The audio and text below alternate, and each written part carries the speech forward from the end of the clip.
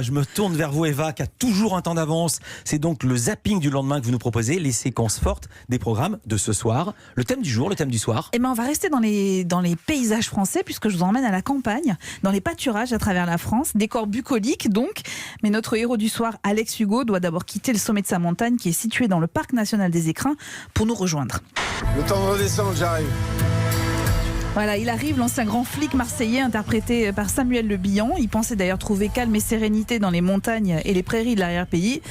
Mais vous savez, les meurtriers sévissent aussi loin du bitume. Et comme Alex Hugo, le suspect du soir avait de bonnes raisons de s'exiler en plein cœur de la nature. Bonjour. Vous êtes loin de tout ici. Ouais, c'est pour ça que je suis venu, pour être isolé. Et ça n'a pas de prix. Je vous ai jamais vu au village. Vous descendez jamais? Le moins possible. Alors, petite précision à propos de la série de France 2, la vallée et le village de Lusagne n'existent absolument pas. Ils ont été créés pour les bienfaits de la fiction. C'est Franck Ferrand qui va une être pure déçu. invention. Très beau village, ceci dit. Une pure invention, mais zéro invention en revanche pour un film qui nous entraîne en plein cœur de la Mayenne, dans la ferme de Pierre, qui est incarné par Guillaume Canet. L'homme vient à peine de racheter l'exploitation de son père. Entre les deux hommes, des visions différentes du métier d'agriculteur. Depuis que t'as repris les grands bois, tu fais que des conneries. Mais si je t'avais écouté, je serais déjà mort. Il n'y aurait plus de grand bois. C'est fini, un temps où il suffisait de travailler comme un forçat. Je suis un entrepreneur, moi j'investis. Je m'adapte au marché, je vais de l'avant, que ça te plaise ou non. L'entrepreneur. Ça, c'est la meilleure. Nous, on est des paysans.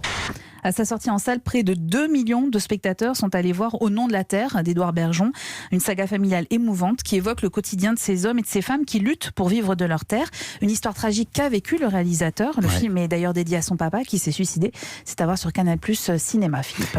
Oui, et puis il avait été touché par des produits phytosanitaires. Exactement. Très dangereux. Qu'on voit à travers le film aussi. Et puis à moins de 500 km de là, on est en plein Périgord. La campagne offre aussi ses plus beaux atours.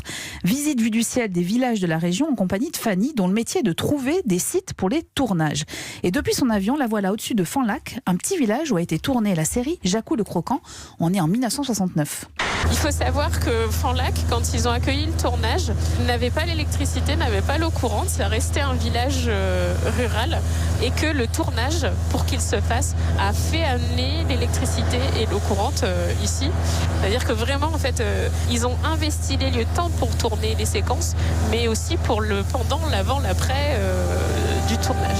Oui, car à l'époque, je rappelle que évidemment tout se passait autour du puits et c'est ensuite que l'électricité est arrivée. C'est Bertrand Chameroy qui imite Franck Ferrand. Merci Franck Eva. Ferrand. Sublime visite guidée en tout cas dans le Périgord grâce à Des Racines et des Ailes qui offre une série de portraits de gens originaires de cette région et puis de ceux qui ont quitté la ville pour venir s'installer sur ces terres magnifiques.